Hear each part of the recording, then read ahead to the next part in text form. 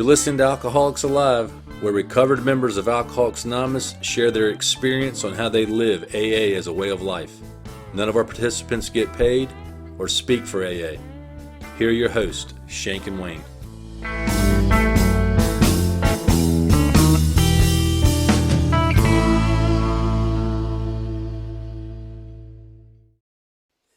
Shank, it never fails. So I heard some new shrapnel. It's probably not new. I'm sure I've heard it before, but I think we covered one time the meeting after the meeting.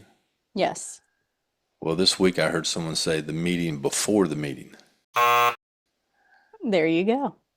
And it's probably an important thing. I know I'm involved in a meeting before the meeting, but I've never actually called it that. So we need to add that to the list. It's on the list. All right. Hey, welcome out there. We've got a great guest today. I'm excited to have him on. He's from New Mexico. Tom, how are you? I'm doing great. Really glad to be here. Well, we appreciate you agreeing to come on. Tell us a little bit about yourself. Okay. In 5 minutes, huh? I think you're mostly. Say what? Yeah, 5 minutes. Now remember, Shank will shut us down if we get long, either one of us. I got you. Well, I'm sure what you're really interested in is my recovery and a little bit about. But I'll try to do this quickly. I came into drinking late in life because I grew up with alcoholism. Both my parents, I hated it, and the people I grew up with didn't drink. We smoked marijuana and took LSD. That was, consciousness expansion. People who drank were idiots. They were the bad guys. And I was 22 years old. I'd gotten my young wife pregnant and was about to become a father at 22. I got her pregnant when I was 21. She was 19. And I was freaked out, and I'd gotten a job on a construction crew, and all of these guys who were older than me, they all drank, and every man I ever knew growing up drank. So I assumed that's what adults do, and I had to grow up quick, man. I was about to become a father, so I took a drink. The guy bought it for me, and it was bourbon whiskey. And my dad's from Kentucky, mom from Tennessee. I grew up with bourbon whiskey my whole life. Smelling it, and being around it, and it tasted pretty good. And I'd never liked the taste of alcohol.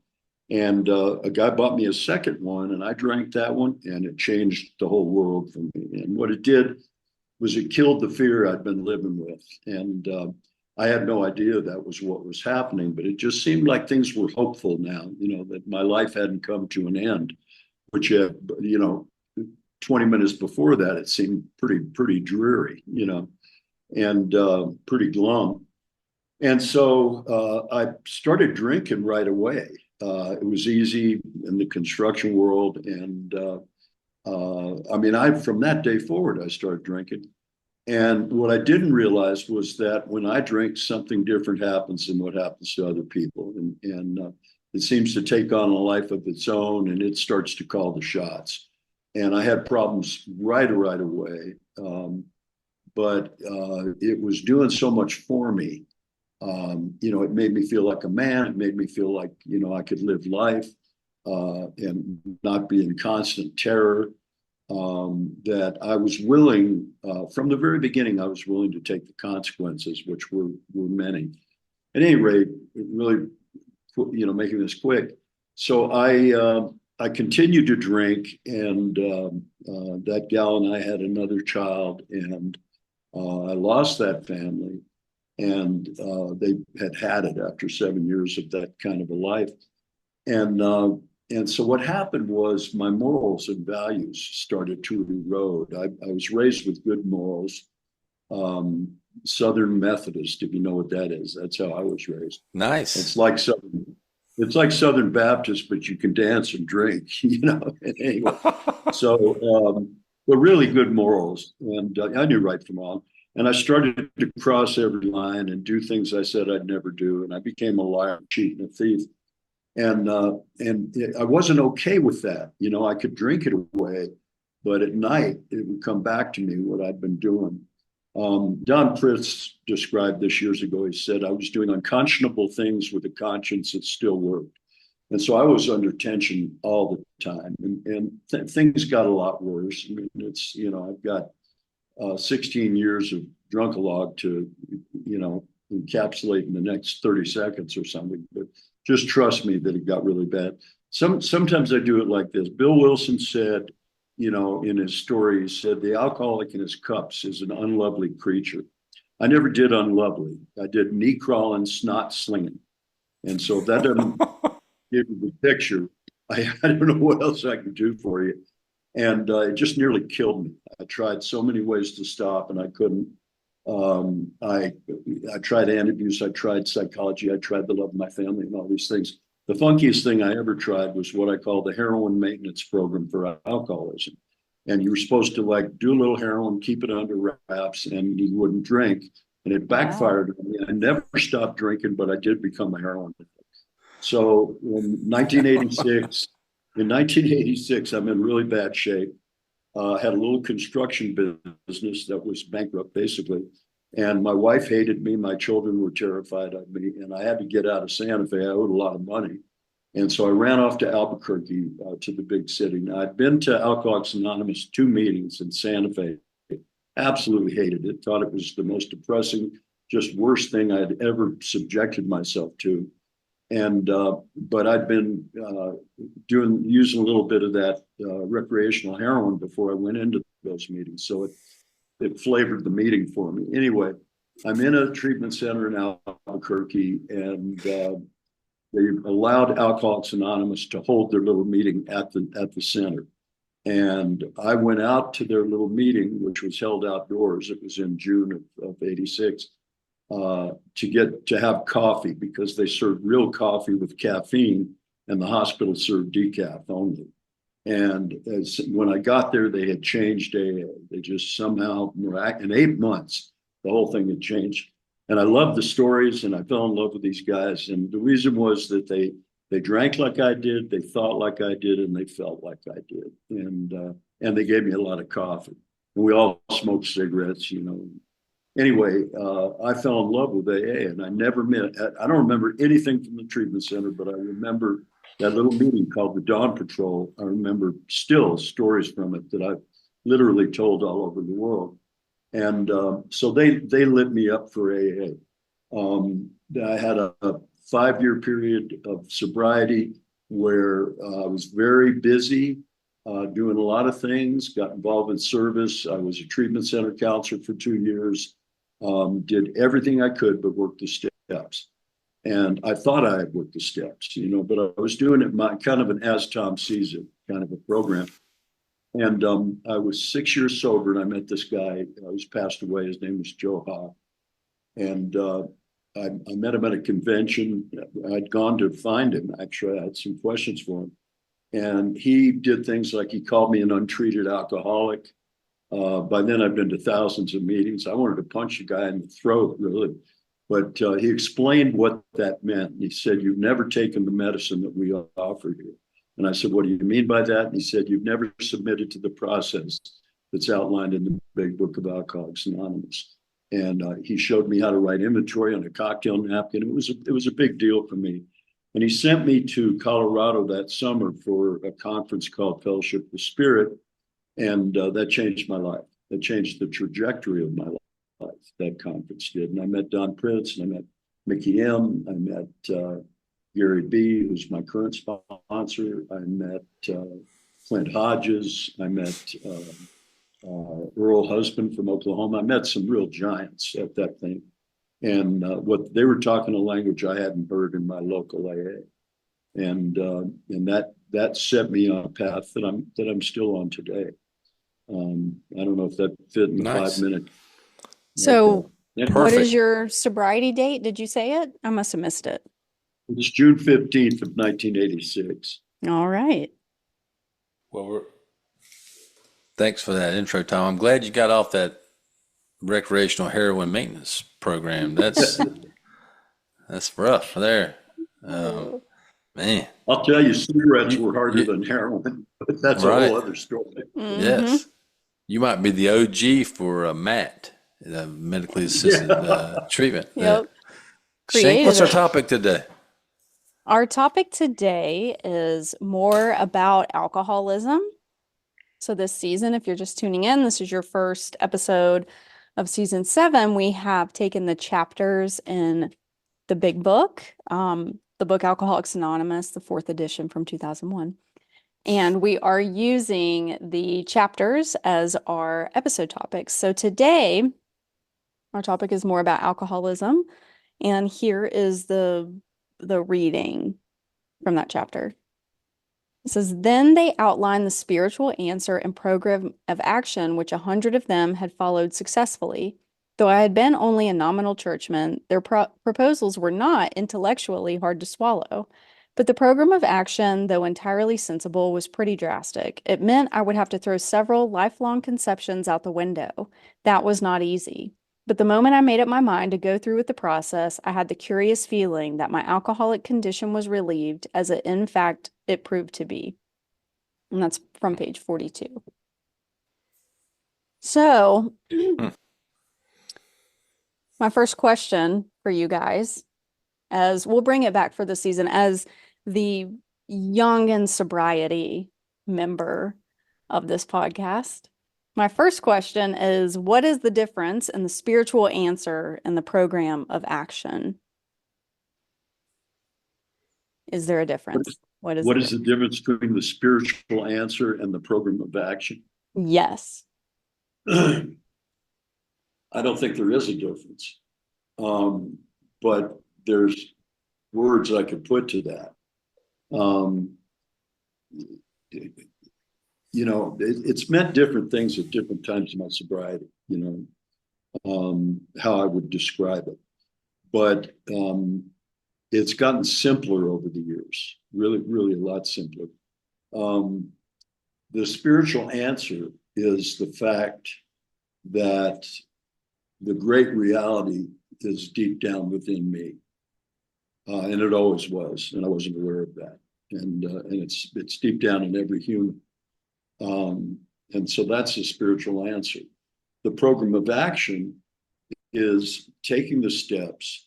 And let me say this real quick. People say, "Oh, you're a big book thumper. There's more to life than the big book." And I've heard all this stuff for years. Excuse me. And and I am. I mean, it's true. I'm an advocate, not a thumper. And Oh, I like that. Yeah. yeah, it's kind of softer, kind of nicer. Yeah. But it occurred to me at one point that maybe the dynamic was not so much the big book as it was my willingness to do something completely someone else's way, to take direction from someone else, which I'd never wanted to do. In the first 5 years, I did it the way I wanted to. I parceled it out, I pulled the steps off the wall, that kind of thing. And and I think it's both. I think it's the dynamic is both things. It's what's in the book. There's also my willingness to do, and I was scared because I thought at 5 and 6 years, I nearly missed this whole deal. And so I was doing it exactly, precisely, dot every I, cross every T, which I don't do that anymore. But I use the book as my baseline for everything. And but it served me well to go through the book that way. It really did. So the program of action, Mary Thayer says this all the time. It's not intellectual. I don't know if you remember Don Major. He just passed away about 6 months ago. Good guy, good friend of mine. And he used to say, you can't take an alcoholic and give him a big book and lock him in a closet and have him come out recovered. It's not going to work. It's one alcoholic talking to another. It's always been that. I think it always will be that. We work together with the book. So it's not intellectual, it's experiential. The whole thing is experiential. And that means that I have to take actions and then see what happens and then use what happens, to advance my understanding and my growth. And so uh, you know, taking the steps as outlined there, I had revelations that I'd never had. 7 years sober, I'm learning things about my alcoholism just from the doctor's opinion alone, and how I'll tell you this. I was born in 1948 in Bowling Green, Kentucky. And the big book, a lot of it was written in 1938. Okay. And what hit me really hard one day as I was doing this work was, oh my God, like they knew I was coming 10 years before I got here. I mean, seriously, it fit me to a T so much. And I hadn't seen that. I thought I was a special alcoholic. And, I've got special problems and, this and that. And it just fit me like a glove. So as I went through and I did these things, you hear this, and I know it's a cliche and stuff, and I've heard it since I first got sober. I've heard it for, pushing 40 years, that we peeled the onion in here, that we're peeling the onion. And I know that means different things to different people, but to me, what the steps did for me as I went through it is they started removing these blockages between me and realizing my true self, like really what I was, like the God within, or there's a million ways to describe it. The big book calls it the great reality, deep within. I live in Navajo country out here. We're around a lot of Navajos, and they call God the great mystery. And then I use that. I like that a lot. But that great mystery resides within me, and it always did. And there's a lot of love and compassion within me that was blocked by all the crap that I had put on myself. And by going through the steps, and I do it again and again, it peels off that stuff that blocks me from realizing that I am God and that you are too. I mean, that's been the journey. That's been the program of action is the steps themselves, And I think we go deeper and deeper. When I met Mary Thayer 35 years ago, I don't know, I didn't tell this part of it, but she sponsored me for 7 years and then fired me because I didn't get a man the way I promised her I would in the beginning.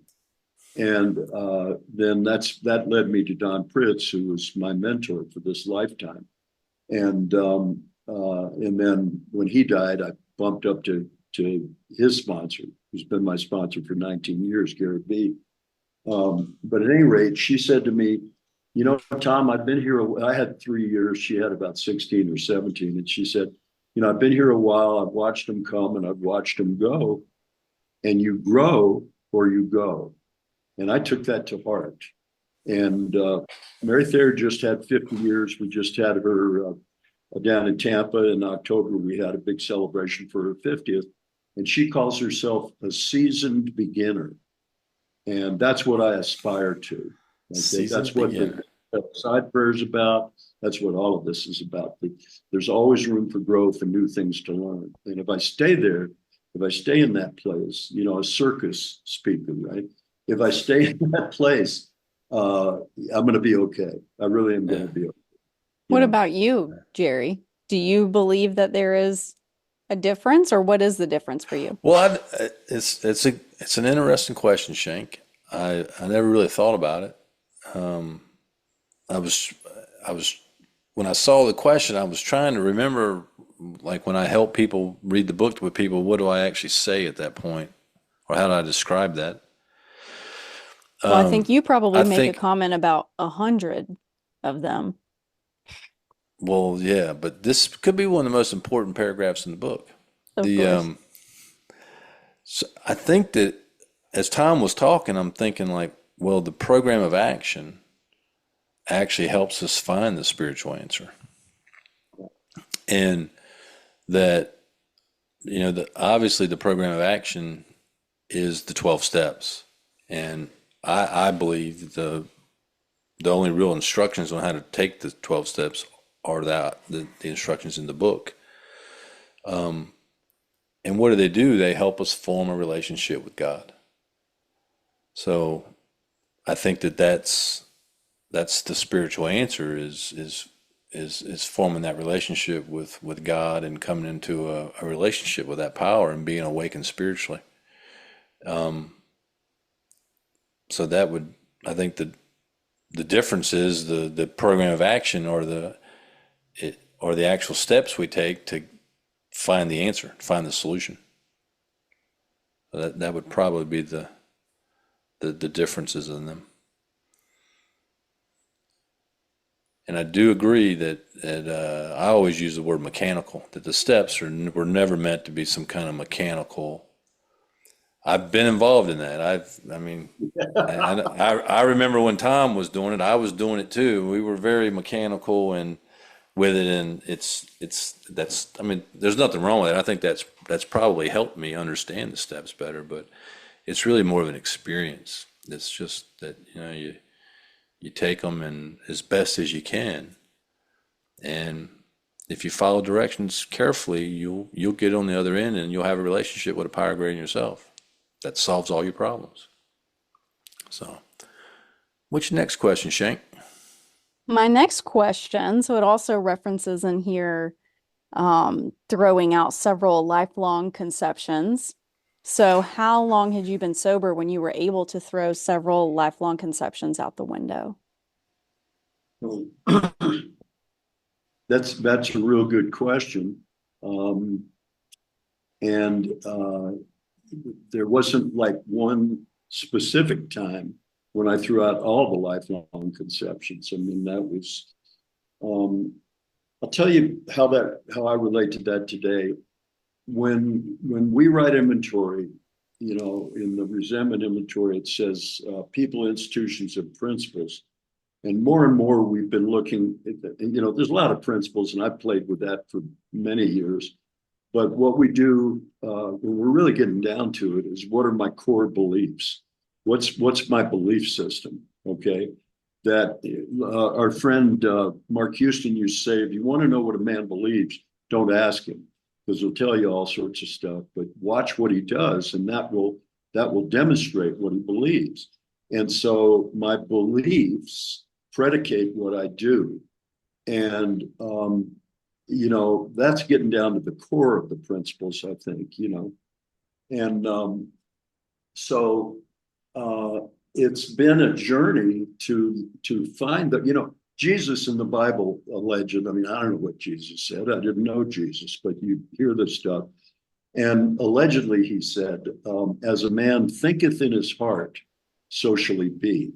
And I believe what he meant by that, if that was said, and I believe it was the belief system that I hold is going to manifest in how I live my life.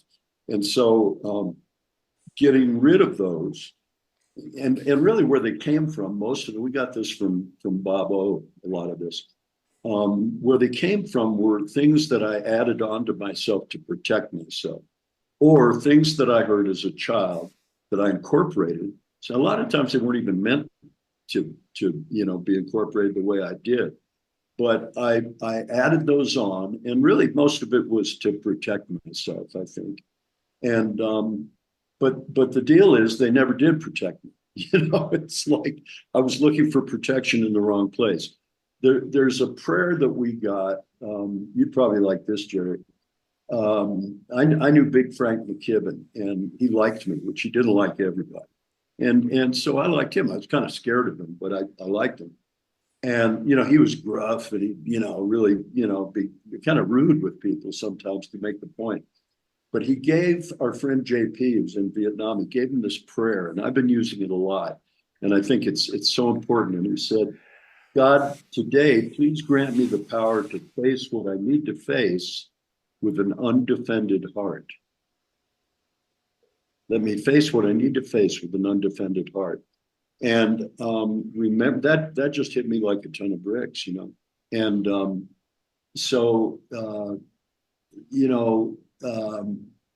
what it made me look at is all the defenses that I've developed over the years to defend myself against the slings and arrows of outrageous fortune, this cruel and inhumane world, And so those were things that I had to let go of. I mean, they were false beliefs that it's a cruel and inhumane world. When I came into AA, I would have told you, the world's out to get me.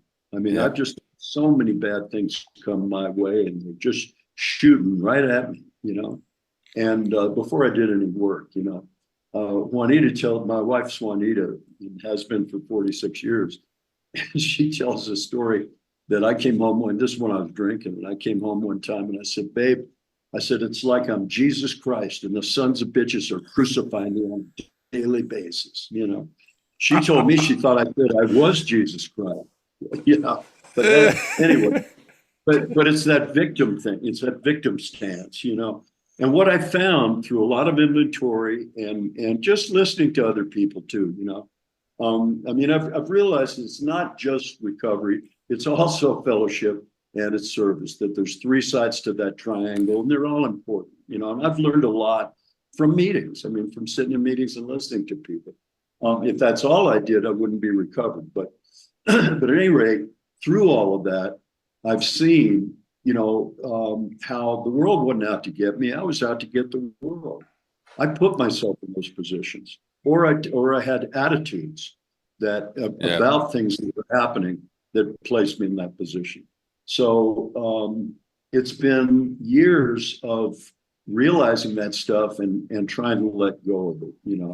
And if I go out with an undefended heart each day, like the Buddhists say, let me practice, the way of loving kindness today.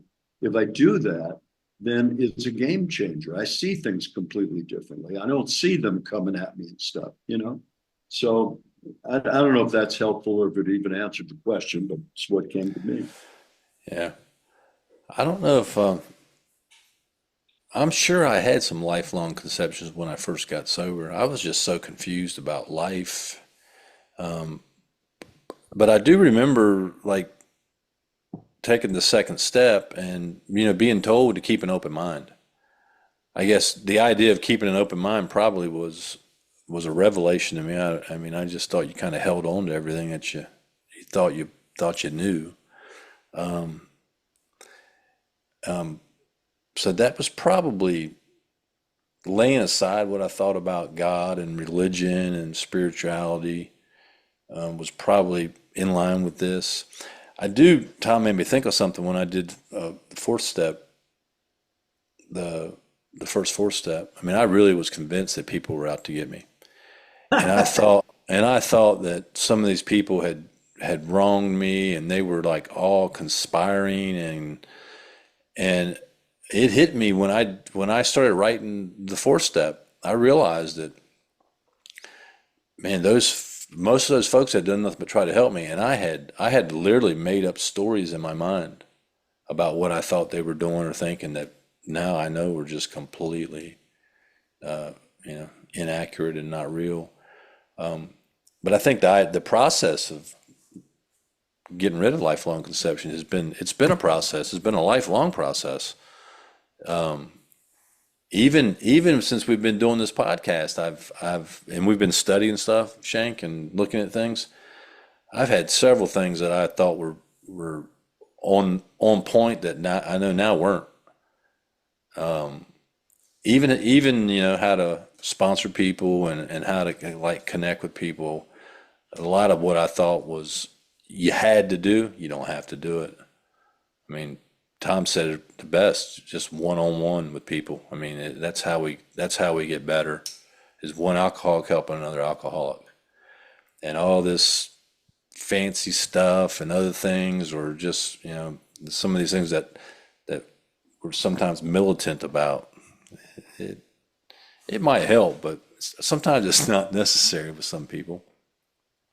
So I guess the gift is, if we should stay open minded to be willing to challenge anything we believe or that we think is like right on the money. Shank, you got any lifelong conceptions you need to get rid of? Well, what's interesting is when I arrived to Alcoholics Anonymous, um, I had a lot of lifelong conceptions that I had to throw out of the window in order to get sober. And a lot of that was through accepting help or being honest, telling people what was really going on, what had happened to me, what I had done, which I was definitely not perfect at early in sobriety. Um, so I feel like for me, I surrendered really early on once I arrived in Alcoholics Anonymous. So I feel like, being newly sober, that was really simple for me. Like I did not drink because of my past or growing up poor or in a trailer or, because my family was terrible or whatever. Like that's not why I drank. I drank for the effect produced by alcohol.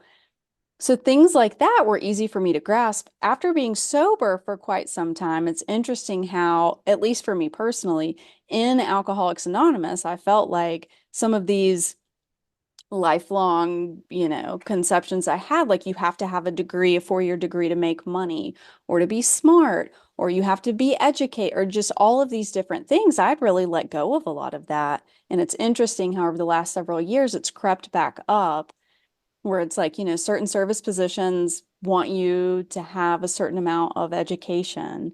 And there are people who have really looked down on me because I've been to prison or I'm a felon, like in Alcoholics Anonymous.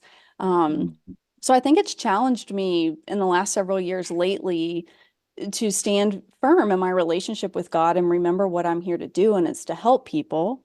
And I just need a very basic understanding of Alcoholics Anonymous and a book to be able to do that and to remember that all of these people, all of these elites, if you will, like they can't take that from me because I'm confident in my relationship with God and what I'm trying to do to help people. It doesn't mean that I don't make mistakes, but some of these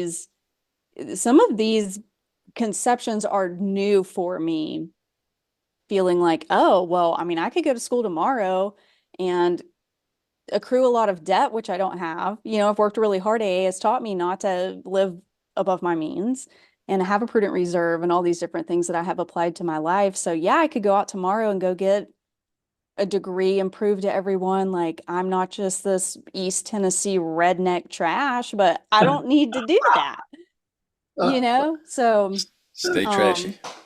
yeah, so it's more of like going back to who I am in my relationship with a higher power and with God and remembering that like, none of that is truly important to how I'm trying to show up in Alcoholics Anonymous or otherwise.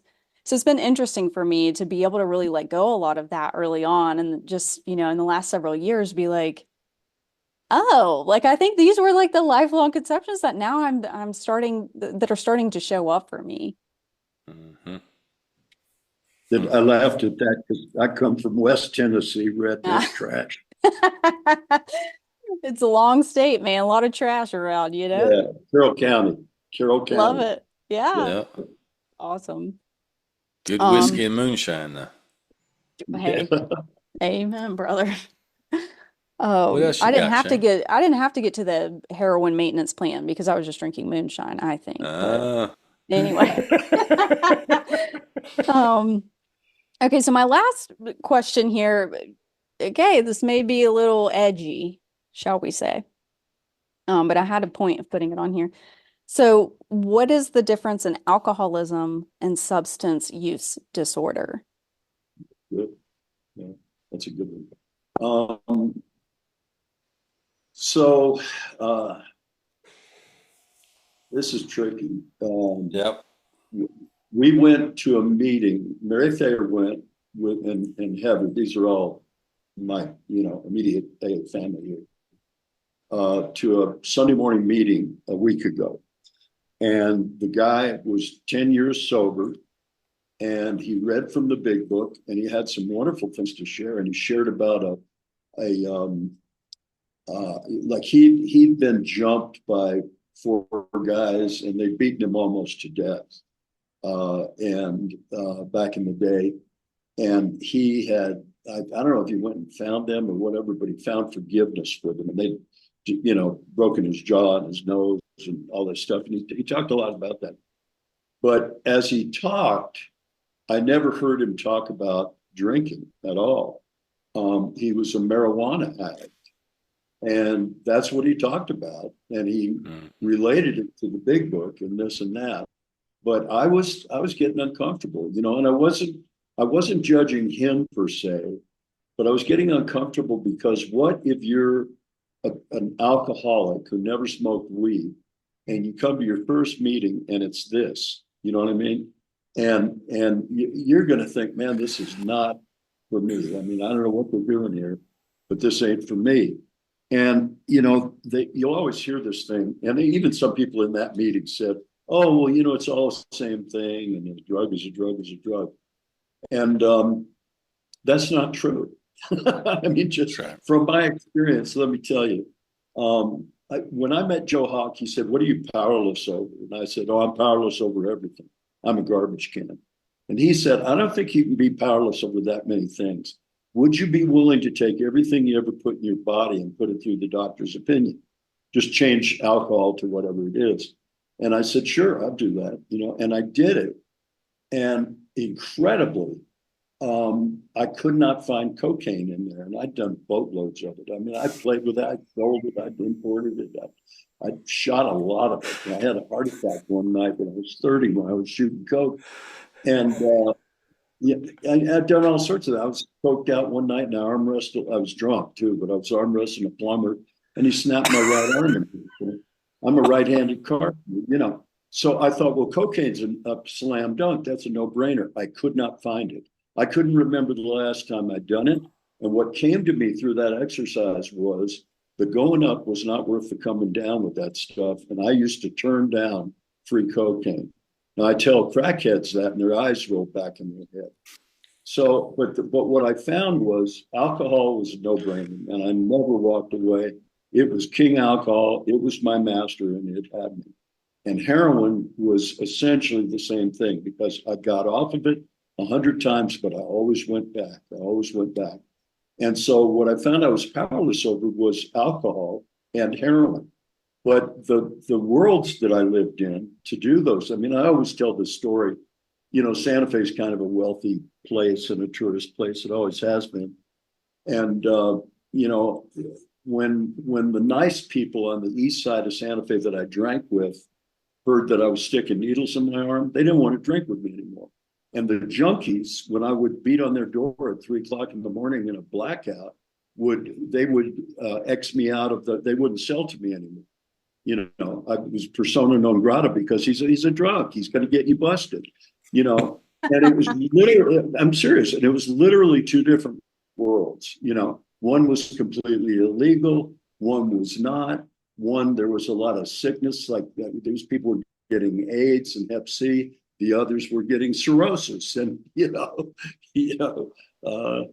liver cancer and stuff. You know what I mean? But there was a distinct difference, and it was a funny story. I don't know if you know Bill C. out in California. He's one of my best friends in AA out in Torrance, and I told him the story. I said, "Man, I came out of a blackout one night, and I didn't know where the hell I'd been. I didn't know where my truck was. I didn't know anything." And that morning, I thought, "My God, you could have killed someone last night easily. You could have wiped out a family. You wouldn't have been able to live with yourself. Like you're public enemy number one, man. If you have any decency left, you'll turn yourself into the police and say, 'Get me off the streets, man, because I'm going to kill somebody.'" And then Bill goes, "Well, that's the difference between an alcoholic and a drug addict. No self-respecting drug addict would ever think of turning themselves into the cops." Anyway, but they both had me, but they were different. They really were different. I mean, when I went in that treatment center, I was physically addicted to alcohol because I shook when I didn't drink. I had to drink in order to perform, but I was also physically addicted to heroin at the same time. And I was dope sick every morning and hungover every morning. So I know you can be both, but there are different things. And the only time I refer to my heroin addiction in my sharing in Alcoholics Anonymous is when I put it in the context of something that I tried to get off the booze, like I did antabuse. Like nobody yells at you for talking about antabuse, but you talk about shooting heroin, they can get a little upset. So, yeah. But they were both the same thing. That's why I tried. But anyway, I don't know if that helps, but they really are different. If Bill and Bob had gotten together and Bob had said, "Man, I've got this horrible morphine problem. I'm a doc. I have access to all this." Bill would have said, "I can't help you, man. I don't, that's not my experience." Yeah. And so it's got to be one alcoholic talking to another, one addict talking to another. And when we segregate addicts, and by segregate I mean you go after them after a meeting and you talk to them sincerely. We do it to save their lives, not Yeah. because we're trying to hurt them That's or right. Yeah. you know. Yeah. Well, the it's interesting question, Shank, because I think I've brought this up before. That term, substance use disorder, you hear that a lot now in meetings, believe it or not. And even our own, it was either Box 459 or the quarterly report that GSO puts out. They have started using some of these terms instead of alcoholism, Mm-hmm. like alcohol misuse or substance use disorder, and it's just and I'm going to get us off track here. Even some of the terminology in the plain language big book, I think got kind of huge discussion from some of the delegates about kind of getting away from the idea of what alcoholism is. But anyway, I think it's important to remember that the title of the chapter is more about alcoholism, Mhm. right? And not more about drug use or more about substance use disorder or more about alcohol misuse or more about now that the new term for relapse is return to use. Mm-hmm. Oh, is that what they say? I never Oh heard that. yeah, oh yeah, that's a good one. That's a new one. But I know that I have alcoholism, right? When I start drinking, I can't stop, and I can't predict what I'm going to do. And no matter how hard I try on my own to stop, or how hard my mom or my wife or the sheriff or the Air Force tries to stop me, it just doesn't work because I have a mental obsession. And important to know what we offer is recovery from alcoholism. Mhm. Now, if you got other stuff, you probably get help with that. But our primary purpose is recovery from alcoholism. And Tom's already covered it. I mean, a drug is a drug is a drug, or it's all the same. It's actually not true. It's Not not. true. It's not true at all. And what that does is that that harms people or kills people or prevents people from finding their their solution. I don't know what the was it the you know more about this, Shank. The DSM-5. I mean, what's it say about substance use disorder? Now, why would I know more about that than you? Um, I don't know, but I can appreciate what both of you all have said because as someone that did not do drugs, I have never and do not get offended or up in arms or alarmed or scared when someone shares about drugs. Like everything that Tom just said, like that does not, I'm not freaked out. One time I was at, well, it was at a local treatment center and there was a guy there sharing, and all he talked about during his talk was crack and smoking crack and being with women. And, eventually he just like looked at my face and he was like, what's wrong with your face? And I just knew that that man was not an alcoholic. I'm like, we do not have the same thing. Why am I Yeah. at an AA speaker meeting and all you're talking about is crack? I mean, it turned out like 3 weeks later he was arrested for, you guessed it, crack. But it just has never offended me so long as it's obvious that that person is an alcoholic and they are recovered from alcoholism. Yeah. It just does not bother me in the slightest, nor has it ever. Um, I just have heard a lot lately. It used to be people saying, oh, in the meeting, like, I'm an alcoholic addict, or I'm an addict, or I'm this or that. And now it is just like, I'm a person in recovery, or I have substance use disorder. And Hmm. so trying to help people, is just like, are you an alcoholic or not? Here's the description in the book. Yeah. We've lost the ability to control our drinking. Only you can determine for yourself if you're an alcoholic. If you think you just have substance use disorder, great, which I did look up. It's a What's it treatable say? mental disorder. So What's it say? I mean, great. Food is a substance. Right. Right. And listen, I'm sure there are plenty of people that think I have plenty of other issues that I need to deal with other than just my alcoholism. Yeah. But AA, I don't, it's just not like that. The other thing about the term substance use disorder, it sounds like you can treat it with psychology and Maybe you can. just Great. morals, and not you don't need a spiritual solution, and we know If that that's the that's case, that is not what I have. right. Now, Shank, you did miss a good opportunity. If you never did any cocaine, I mean, you really missed. I Moonshine and didn't. cocaine is I hard to know. beat. I mean, I or know. whiskey and moonshine, or whiskey and cocaine. I mean, that's just Tom, I learned about that when I went to a 30-day treatment center. And, they were telling us about what all the drugs did in the body. And here's what happens to your brain with alcohol and da da da and cocaine.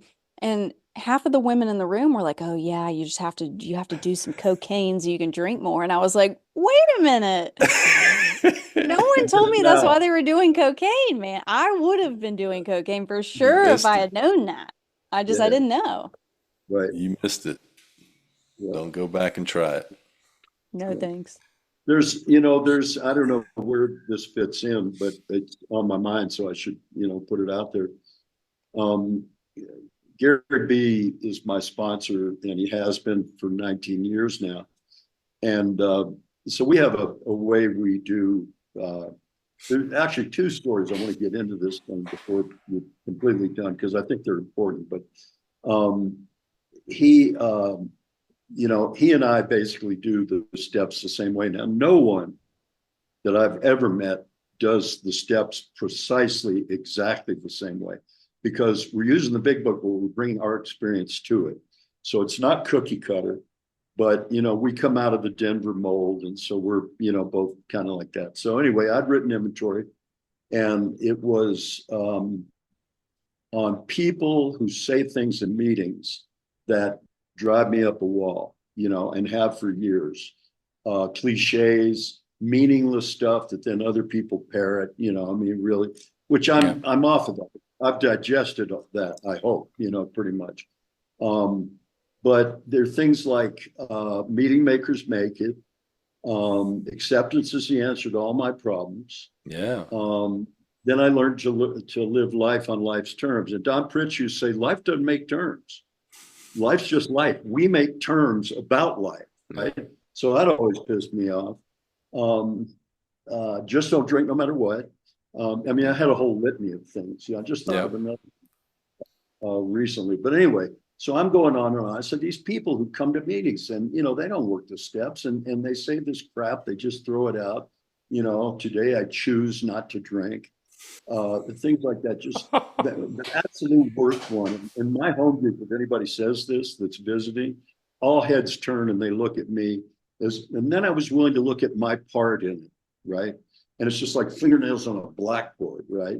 And I could go deeply into that, but there's probably not enough time. But anyway, so I'm giving Gary, we're in his garage smoking cigars and fist stepping, right? And I'm giving him all this, and he goes, wait a minute. He goes, you've had these same people on your last 3 inventories.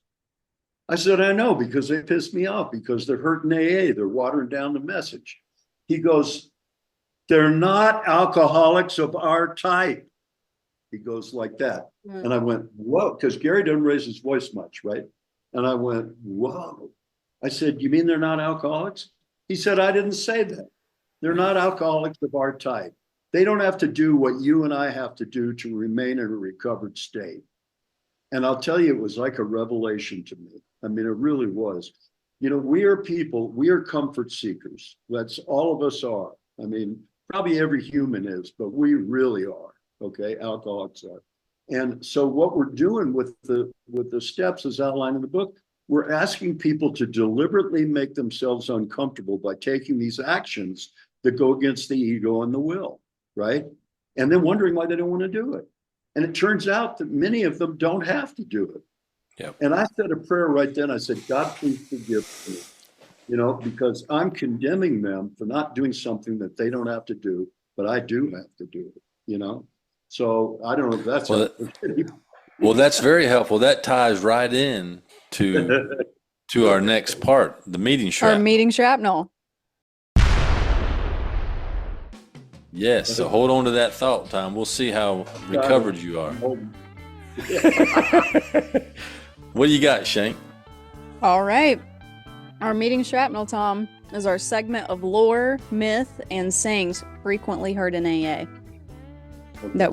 that typically Wayne here and I, we don't particularly care for. So our first meeting shrapnel today that we are either going to keep or scrap is AA is not where you wind up, it's where you start over.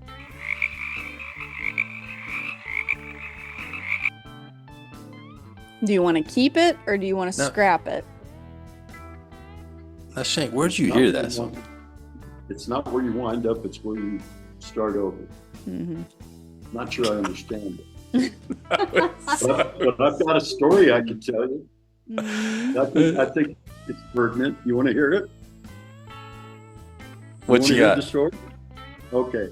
When I first went to those I called them classes. When I went back and told Juanita I'd been to the classes and I wouldn't drink anymore, which was bullshit. But anyway, when I went to them, I thought, my God, this is a punishment. This is so depressing. This is like, I mean, I used to be somebody, for God's sakes, and now it's this. And it's like, folding chairs and linoleum floors for the rest of my friggin' life. They said one day at a time. I knew they meant for the rest of your friggin' life, Mm-hmm. And I thought it's a penance that you pay. Like, if you do this, you subject yourself to this crap for the rest of your life, maybe you'll even out your karma from all the crap that you did in your former life, right? And that's what this is. It's like a spiritual punishment, that you subject yourself to. When I was 9 months sober, everybody, I don't know if you ever, Bobby Earl, you know who Bobby Earl was, but he lived in Santa Fe, and it was all the inner child and all that stuff coming up. And one of the books that was very, very popular, more popular than the big book, was a book by a psychiatrist called M. Scott Peck, who wrote a book called The Road Less Traveled.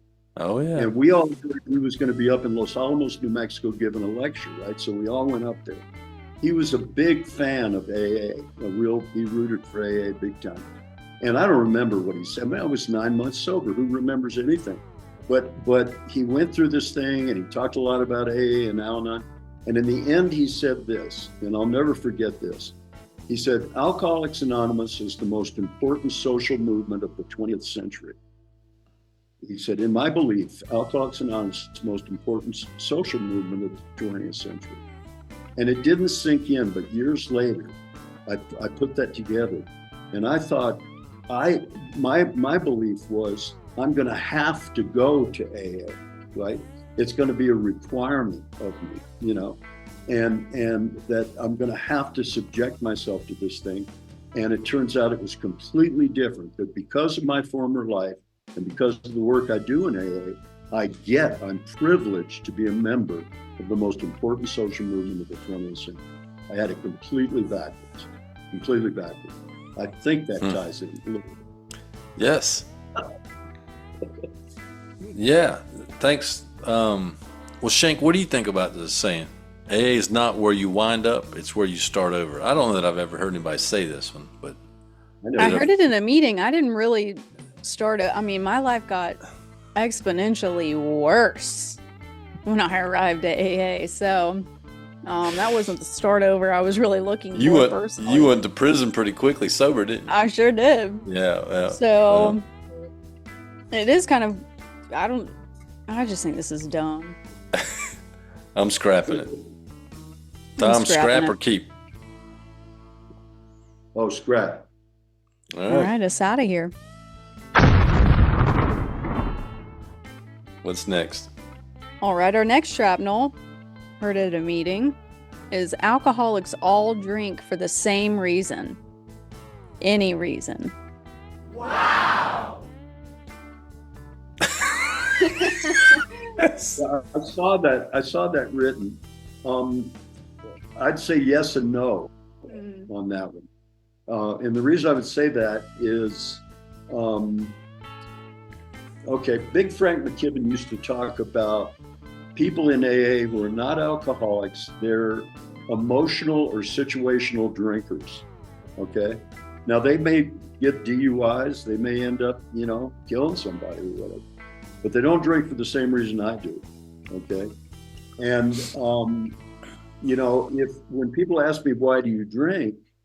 I had 100 different reasons. One of the big ones, they said, my God, why do you drink like you do? I'd say, why don't you drink like I do? Don't you see what this world is like? I drink because I'm a sensitive man. And for me to be able to live on this planet with the inhumanity and the cruelty, that's the only sane, reaction to that. Why don't you drink like I do? And I'd say things like, they call me an alcoholic, but I'm not really an alcoholic. I mean, people have been calling me that for years. I'm not really. An alcoholic is a bum, who just doesn't care. And they're just drinking their lives away. My problem is I care too much. I'm just too sensitive for this world. And that's why I do, or, Juanita did something, or I lost a job, or, somebody looked at me sideways at the groceries. I don't, because the sun came up, because it's Tuesday, whatever. I agree with that, but it's kind of a broad statement. I don't know. I mean, I would kind of be half and half with that. All right. Well, I don't know if I've ever heard it or not. It's pretty dumb to me. Of course, I think most all of them are dumb, as you already know. The alcoholics all drink for the same reason, any reason. I guess if it's trying to say that you don't need a reason to drink, then that's true. I mean, I just drank. It's not anything I would say. I don't think it's helpful. I'd be inclined to scrap it. Well, what comes up for me is, there certain reasons that they have may seem plausible, the reason they drink. Right. My grandmother died, so I drank, because I loved my grandmother so much. Didn't you say your grandmother always wanted you to get sober and she was so proud that you had? Well, yeah, but you know what I mean? It sounds like beating the head on the Yes. hammer, with the hammer, so you won't feel the ache. Yep. Yeah, but I don't know. I don't know if I'd scrap it or not. I'd give it a half scrap. That's new, half scrap. Well, half scrap. We'll have to take that into consideration. Shank, what are you going to do? I'm scrapping it. So I got 2.5 scraps. Okay, All right, it's out. It's out.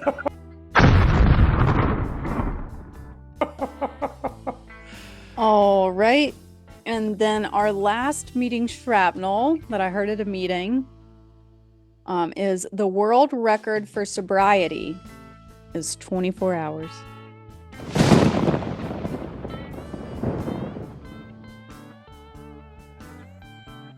So stupid. What? I don't know. I mean, this stuff keeps changing meaning for me over the years, right? Like, well, the person with the most sobriety is whoever got up the earliest today, Yep. It's like, I kind of get what you're getting at, but that's not true. No. That's not true. I mean, I know people with early sobriety that I wouldn't let them watch my dog. If I had a dog, I don't anymore, but you know what I'm saying. I mean, like Juanita has a thing, this is based on bitter experience. She's very wary of early sobriety people, right? And she's got a real good nose for this because she's that kind of owner. She's wary of them. But addicts, unless they have a year clean, she won't let them in our house. It's like, Probably good. There's a difference right there. Well, we've let them in and they've stolen gold jewelry and, stuff like that. And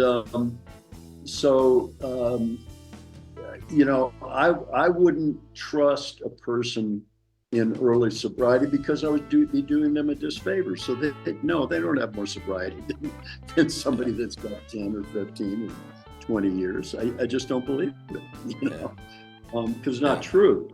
But I do get anymore that we are on an even playing field, because what we have is today, and where we're supposed to be is right here, right now. Right. Be here now. Yeah. And so I get that, but I have to scrap the idea of that. So. Yeah, Nice. I think this is the spinoff of the whoever woke up the earliest today is sober the longest, which Right. is absolutely not true. Yep. Yeah, the gist of it is right as far as staying in the now right now, but this is I could see this one getting wheels in AA and a lot of people starting to say it, but it's absolutely not true. The world record for sobriety, I'm glad I heard it before your anniversary, just so I could let you know we had the same amount of time. You did say that, didn't you? Huh? I did. Yeah. So then we just start giving people 24-hour chips. That's right. Yep. Yeah. Sober today. Just sober today. Yep. I think we should scrap it. It's out of here. It's scrapped. All right. Hey, Tom, we appreciate you coming on and sharing your experience. One more story. Jerry, can I tell one more story? Sure. It's quick. So in 1993, and this is not to put anybody down, it's just to make a point.